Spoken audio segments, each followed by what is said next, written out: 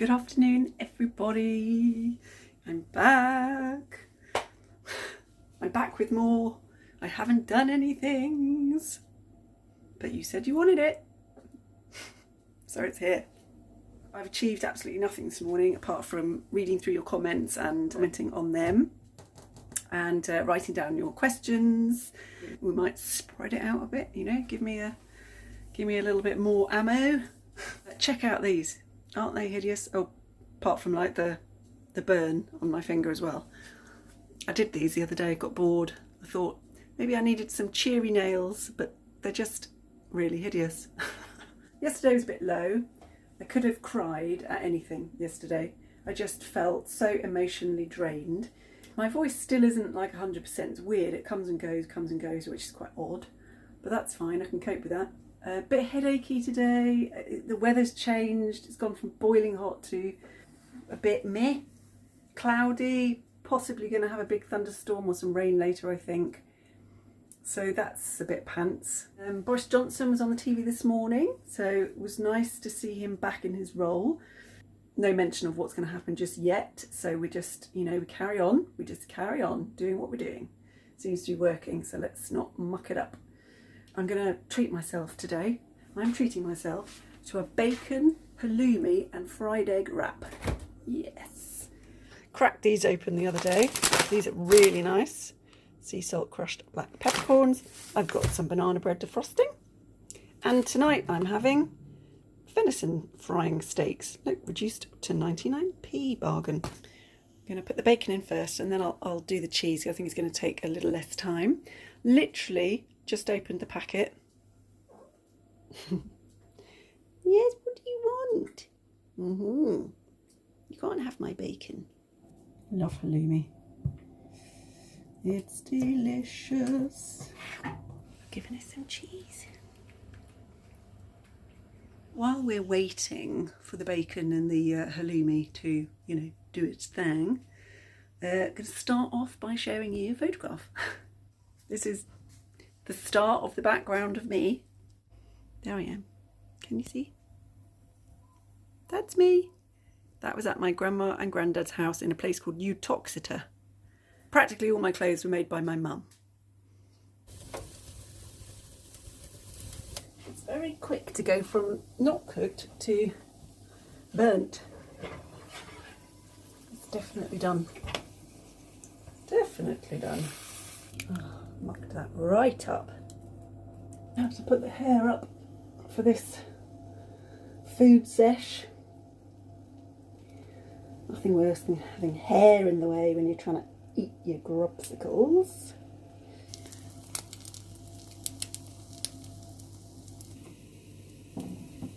Bacon.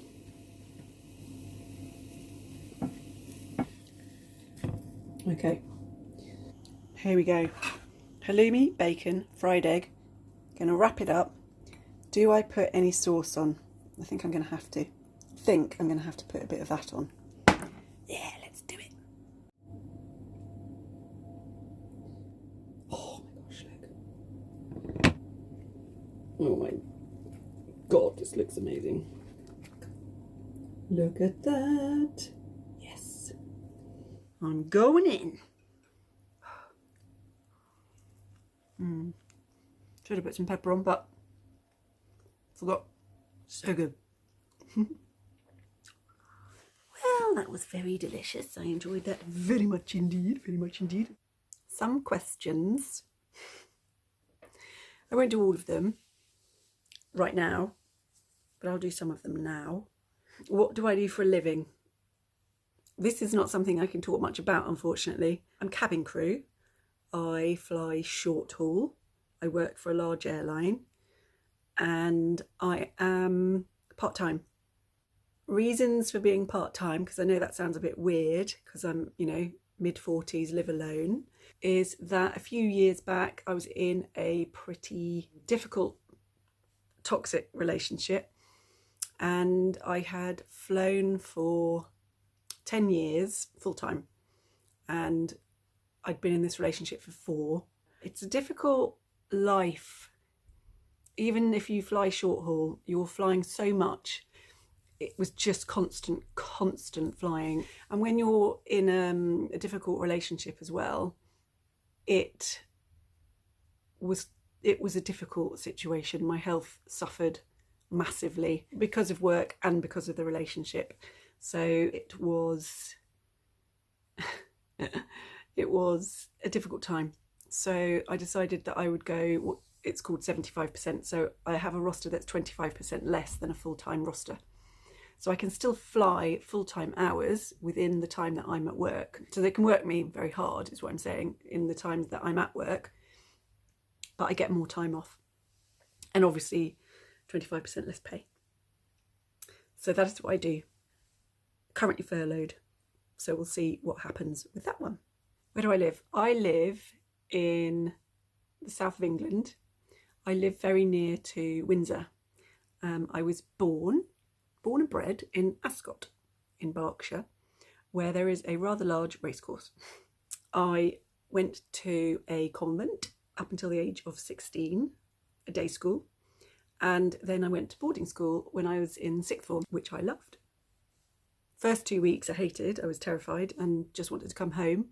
But after 2 weeks, 2 or 3 weeks, I absolutely loved it. And my mum had to phone up and tell me that I was coming home at the weekend because I just wanted to stay there all the time. I loved it so much.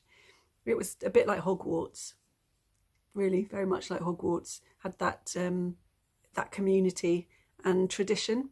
We used to have to wear gowns like you would at university, you know, when you get your degree.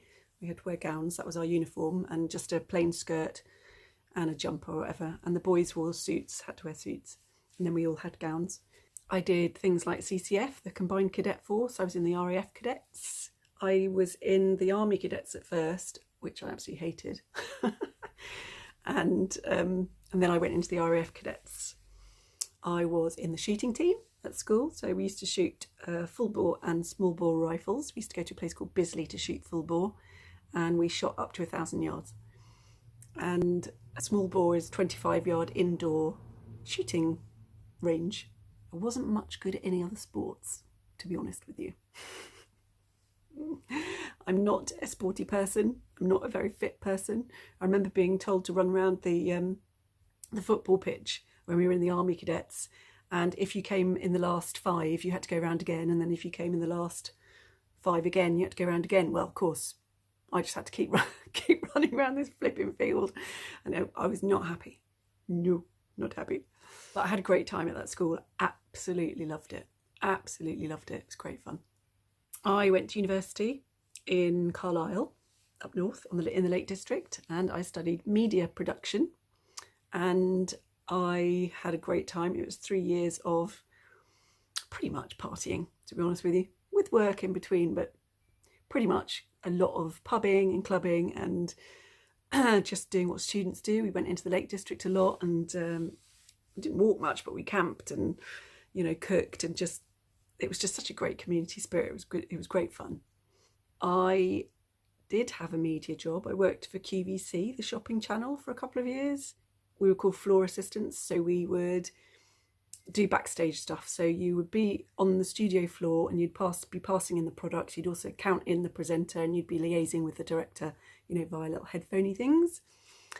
And we also worked in Lightbox, which is where we sorted out all the products and took pictures of them to put up on the screen. I did that for a couple of years, and then I went to Australia. I lived in Australia for a year, lived in Sydney mostly. My first job in Australia was a Christmas elf at the airport, and we were present wrappers. So we just sat there and wrapped people's presents for them. It was great. It was such an easy job.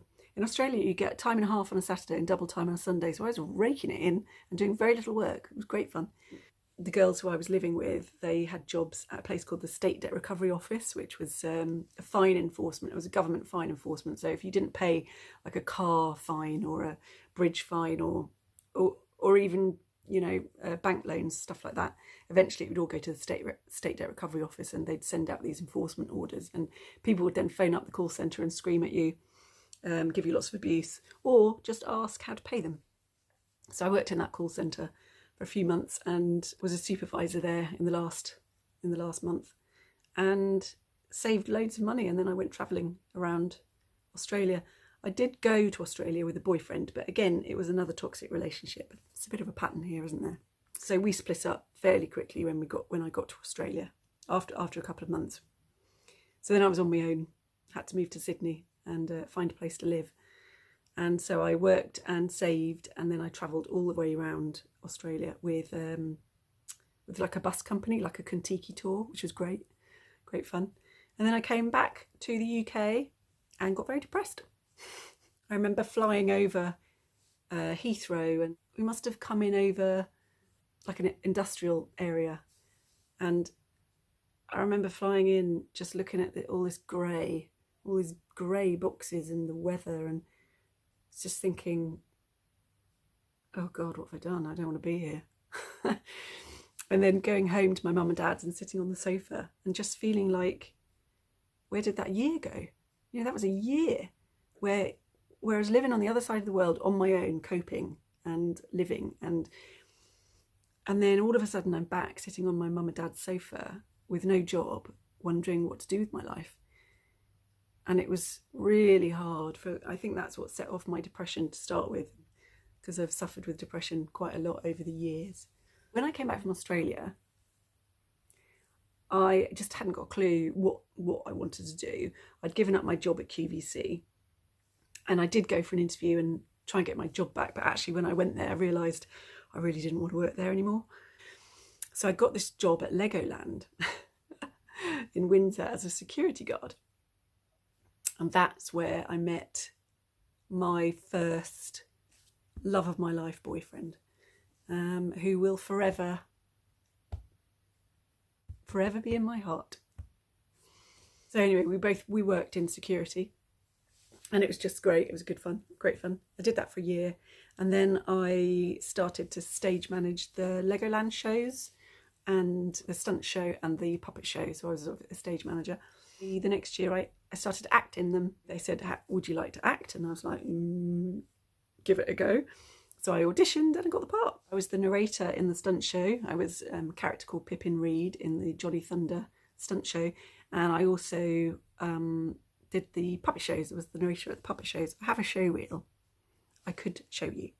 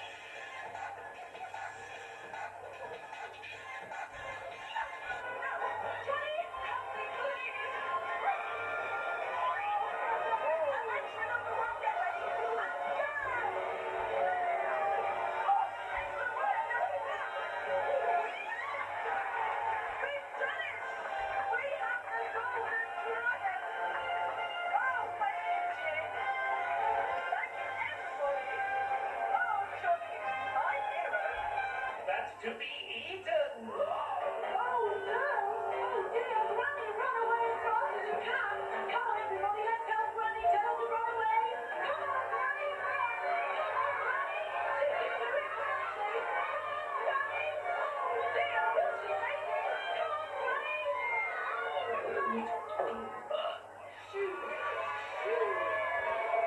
That's right, just like that! Shoo!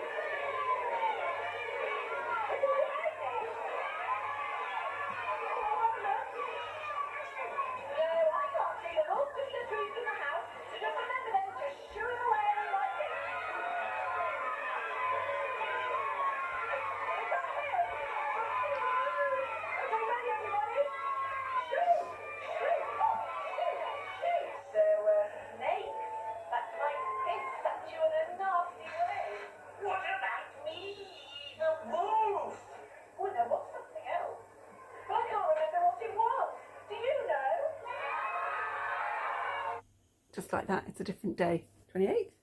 Oh God, I don't know. 28th, I think. Anyway, it's the next day and it's Tuesday. I left Legoland and I sent my show reel off to lots of agents because I thought I'd try and get into acting. In the meantime, I did some touring panto. After the touring panto, I was offered a job at Thorpe Park in their Thorpe Park Ranger show, which is, it's a costume character show with rabbits, giraffes, monkeys, bears and all that sort of stuff, where we dress up as these characters and we perform several shows several times a day.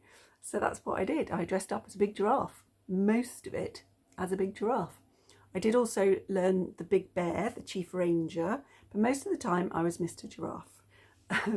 My parents must have been so proud. After that, I tried to obviously go down the agent route and it was just not happening. So then I ended up getting a job with the airline and I have been there ever since. So that's a brief, very, very, very, very brief little look at my life thus far. Obviously, there's a lot more to it than that, but that's a very brief timeline of what's happened. I missed out quite a lot of jobs that I've done here and there and everywhere that just don't need to mention.